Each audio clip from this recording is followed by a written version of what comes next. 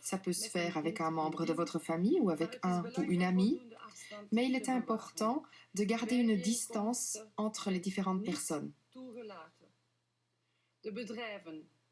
Les entreprises, indépendamment de leur taille, devront organiser le travail à domicile pour toutes les fonctions pour lesquelles c'est possible.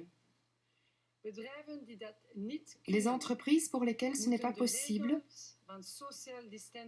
devront respecter au maximum les règles du social distancing. Et ces règles s'appliquent pour l'exercice du métier, mais aussi pour le transport. Les entreprises qui ne pourront pas se conformer à ces règles devront fermer. Si les pouvoirs publics constatent que les règles en matière de social distancing ne sont pas respectées, c'est l'entreprise qui risque une amende lourde, et si après cette amende, l'entreprise refait la même chose, eh bien l'entreprise sera fermée. Ceci ne s'applique pas à certains secteurs essentiels, mais eux aussi devront veiller à ce que les règles en matière de social distancing soient respectées au mieux. En français, les entreprises, quelle que soit leur taille, sont tenues d'organiser le télétravail pour toute fonction où c'est possible, sans exception.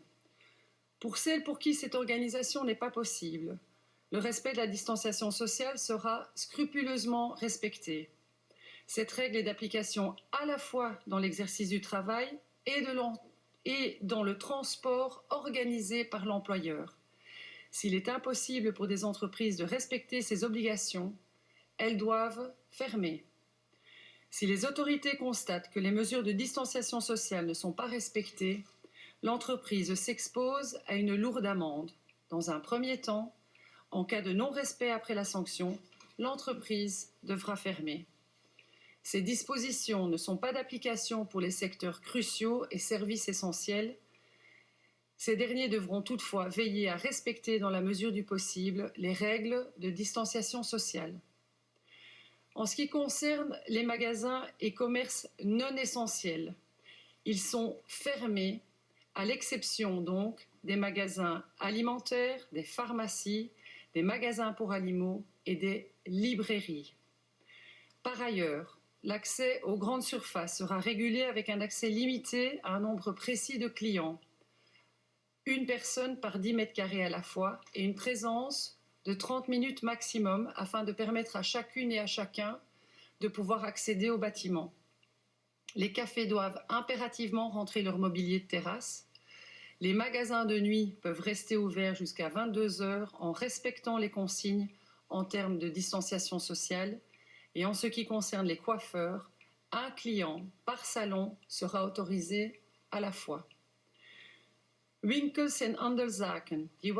magasins et les commerces qui ne sont pas essentiels resteront fermés, à l'exception des magasins alimentaires, des pharmacies, les magasins de nourriture pour animaux.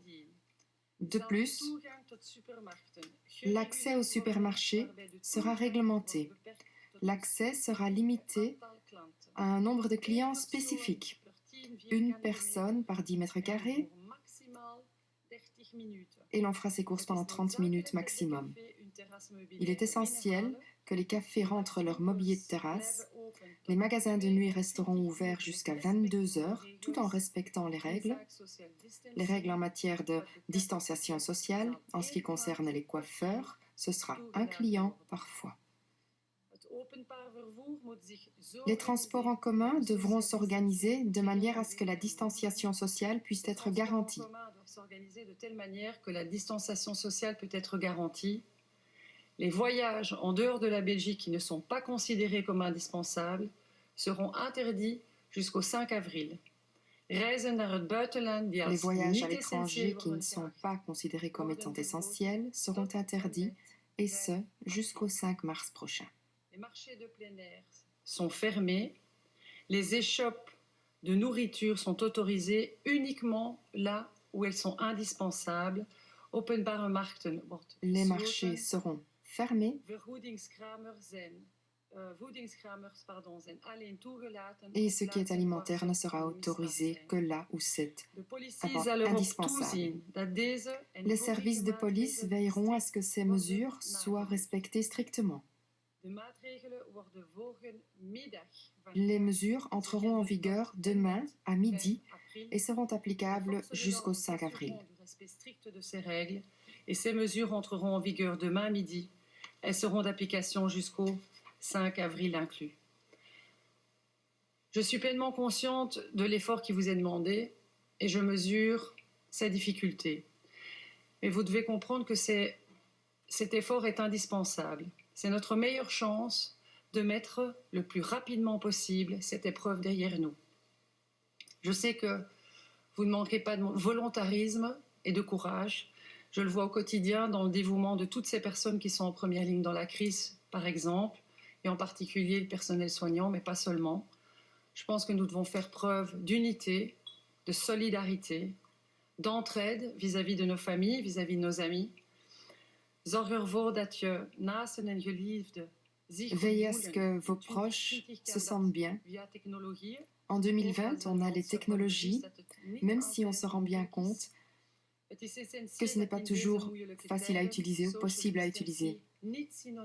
La distanciation sociale ne doit pas être synonyme ici d'exclusion sociale. C'est juste la distance physique et c'est temporaire, même si je sais combien c'est difficile. Que vos proches se portent bien. La technologie nous le permet en 2020, même si l'on réalise que ça n'est pas toujours possible. C'est essentiel dans ces moments de difficulté que ce qu'on appelle la distanciation sociale ne soit pas synonyme de coupure sociale, mais seulement d'éloignement physique de manière temporaire, même si je sais que c'est très difficile. Prenez soin de vous, prenez soin des autres. Zorg goed voor jezelf, zorg goed voor de anderen. Prenez soin de vous et des autres. Je vous remercie. Merci beaucoup.